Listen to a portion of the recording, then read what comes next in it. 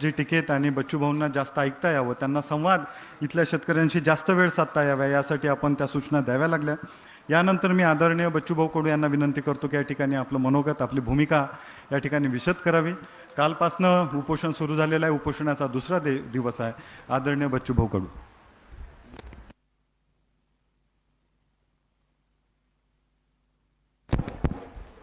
काय लाऊडस्पीकर होते.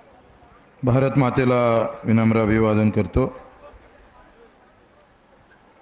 राकेश भाई तिकीटसाठी एकदा जोरानं टाळ्या वाजवा. आप दिल्ली से यहाँ आए हो और इस आंदोलन को और बहुत मजबूत बनाया है. आप आने से ही उसको मजबूती आ गई है, इसलिए मैं आपका आभार मानता हूँ, धन्यवाद भी देता हूँ. मुझे मालूम है कि राकेश भैया टिकैत जी और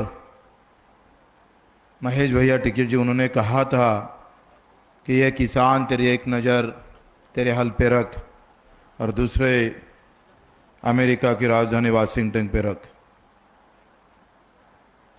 बहुत लंबा विचार करने वाली पार्टी है, परिवार है. कुछ लोग आमदार के बाद उसका बेटा आमदार होता है, उसका और बेटा आमदार होता है, लेकिन ये भारत के ऐसे परिवार है जो किसान के लिए जाने के बाद भी, महेंद्र सिंह के बाद भी राकेश जी टिकैत भैया पूरे देश के किसान के लिए एक आंदोलन, एक सच्चा नेता ही पूरे भारतवर्ष को दिया है.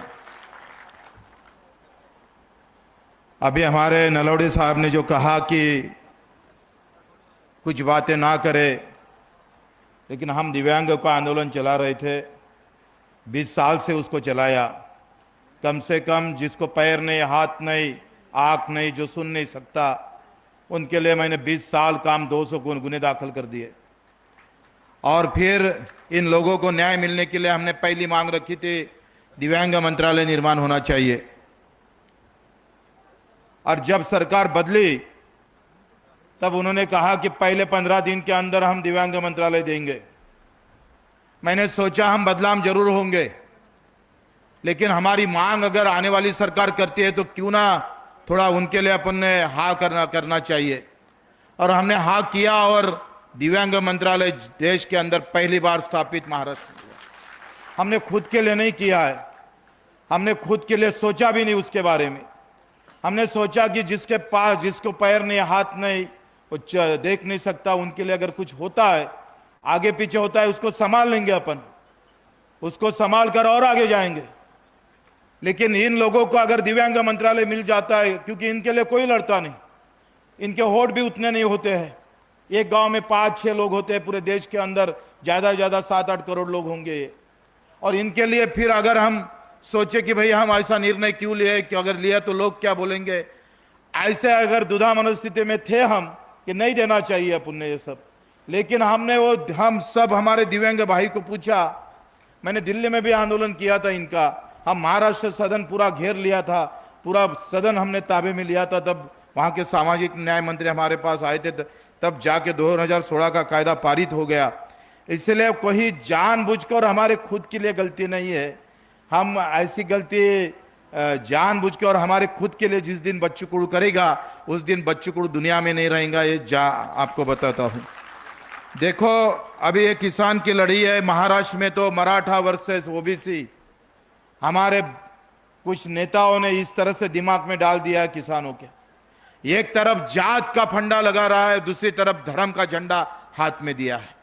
और ऐसे दुधा अवस्था में किसान में किस तरफ जाना चाहिए, क्योंकि अभी किसान रहा नहीं. पहले मराठी में ऐसे बोलते कि काय म्हणते, इळा पिढीचं काय, इळा पिळा जाऊ दे, बडीचं राज्य येऊ दे. अब बड़ी नहीं रखेंगे, किसान ही नहीं रखने वाले. राजनीति दल तो ऐसा कर रहा है कि वो किसान को रखना नहीं चाहते. कोई किसान बोल के आगे आना ही नहीं चाहिए. मांग तो बहुत दूर की बात है. अभी हमारे दिमाग में कोई तेली है, कोई मराठा है, कोई माड़ी है, कोई और बौद्ध है, कोई मुसलमान है, कोई हिंदू है. ये हमारे दिमाग के, किसान के दिमाग में डाल दिया. वो किसान रहा का, कहीं गांव में जाओ, कहीं कोई राष्ट्रवादी पार्टी का किसान मिलता है, कोई भाजपा का किसान मिलता है, कहीं जाए तो कांग्रेस का किसान मिलता है, अलग अलग पार्टी का किसान मिलता है। एक तो हमको ऐसा किसान मिला, अरे बोले 2000 3000 भी भाव मिले सोयाबीन को तो क्या तकलीफ है, पार्टी हमारी है, थोड़ा सहन करना पड़ेगा। किसान है लेकिन पार्टी का है, वो सत्ता के बाजू में बोलना चाहता है, वो बोलता है जो भी कर रहा है वो ठीक है क्योंकि पार्टी हमारी है, इसलिए किसान महत्वपूर्ण नहीं होता। मैं हमेशा बोलते रहता हूं सभा के अंदर कि बाप मर गया तो भी बेहतर, लेकिन नेता नहीं मरना चाहिए। ये जो मानसिकता है उसको हटाना पड़ेगा, फिर जाके किसान आगे चलेगा। क्योंकि अभी हमारे दिमाग में वही हर जगह, हर गांव अगर गए तो जात और धर्म इतना डाल दिया। 15 साल बीजेपी भारतीय जनता पार्टी पूरे सत्ता में है, लेकिन वही उसके कार्यकर्ता बोलते हैं अभी हिंदू खतरे में है। अगर तेरी पार्टी अगर 15 साल में है तो भी अगर हिंदू खतरे में है तो ऐसी क्या मुसीबत है तेरे पार्टी को जो हिंदू को बचा नहीं सकती?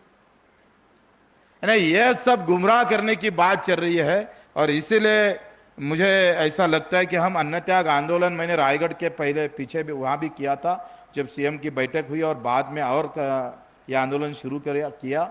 ये इसीलिए किया कि लोगों को भी लगना चाहिए कि भाई हमारे लिए कुछ, हमारा नेता कुछ गंवाने को तैयार है, कुछ खोने को तैयार है। इसीलिए इसकी शुरुआत अन्न त्याग से होंगी और अभी गांधीगिरी से आंदोलन होगा, आगे वाला आंदोलन भगत सिंह गिरी से होगा। तोड़ के रख देंगे सबको, जितना तोड़ना है उतना तोड़ के रखेंगे। अगर शांतिपूर्ण आंदोलन में अगर सरकार सहमत नहीं होती, हमारे साथ खड़ी नहीं होती, तो हम भी कच्चे गुरु के चले थोड़े हैं। अगर राकेश जी टिकैत साहब आप आए हैं तो आपके ताकत पर, आपके आशीर्वाद पर उतनी ताकत से हम आगे बढ़ने वाले हैं। हम कहीं पीछे नहीं रहेंगे।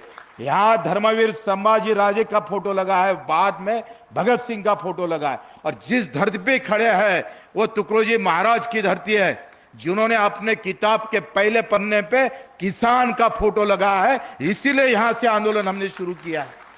और ये ऊर्जा का स्थल है। यहां से ऊर्जा लेकर कुछ दिन हम शांतिपूर्वक आंदोलन जरूर करेंगे, लेकिन इसके आगे अगर सरकार झुकती नहीं है तो झुकाना किस तरह से है ये हमको याद है, किस तरह से सरकार को झुकाना पड़ेगा।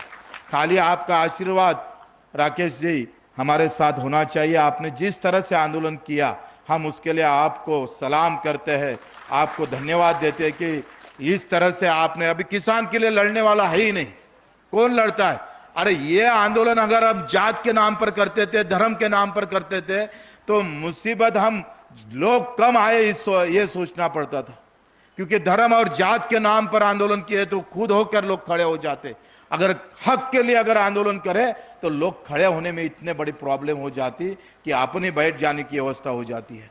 और ऐसे अवस्था में आप भारत में पूरे वर्ष में, पूरे जग के अंदर, वर्ल्ड के अंदर आपने जो अभी तक जो मेहनत की है, अभी तक अपने श्रम, अपना खून बहाया है, उसके लिए बच्चों को आपका बहुत बहुत धन्यवाद करता है, सलाम भी देते हैं आपको बहुत सारी बधाई भी देते हैं।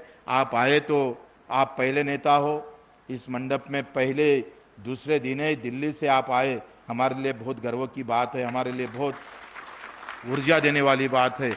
आप आने से बिल्कुल इस आंदोलन का और अच्छे बड़ी ताकत मिलेंगी, अच्छी तरह से ये आंदोलन आगे जाएगा। क्योंकि ये आंदोलन हारना बोले तो किसान का हार होंगी, हमारी सबकी हार होंगी। हम हार नहीं चाहते कोई भी हालत में। हमारे दिव्यांग भाई हो, हमारे मजदूर हो, हमारी मजूरी का जो एमआरएचएस में मजूरी करते हैं वो लोग, तो उनको मजूरी मिलती थी 200-250 रुपये, अभी बढ़ाकर उन्होंने बढ़ाया 300 रुपये। यानी हमारे विधायक और हमारे एमपी को जो पहले 50,000 रुपये तनख्वाह मिलता था, अभी अजीत दादा और हमारे मुख्यमंत्री को 3.5 लाख रुपए तनख्वाह मिल रहा है।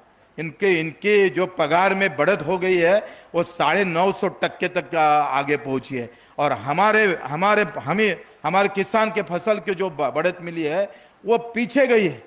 2000 इसके 5 साल पहले हमारी सोयाबीन के भाव 6,000 तक हमने बेचा, और अभी सोयाबीन हम 3,500 में बेच रहे हैं तो भी कोई चिल्लाता नहीं।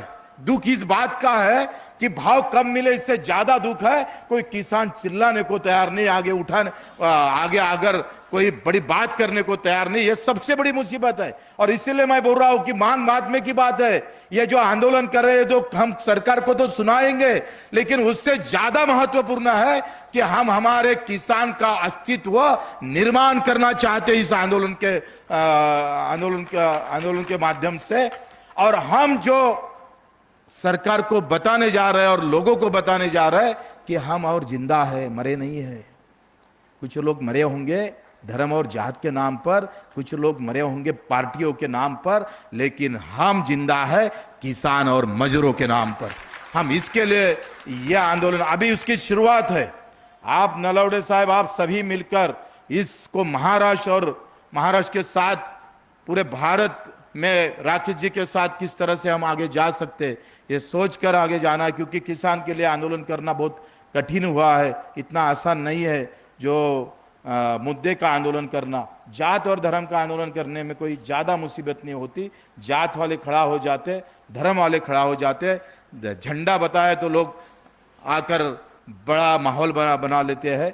लेकिन किसान और उसके मजदूर की मुद्दे के बात को लेकर बहुत कठिनाई जाती है। हम तो देखते हैं बड़े मुश्किल से आप आ गए, इसलिए ये लोग यहाँ बड़े ताकत से यहाँ आए। आपका भी धन्यवाद देते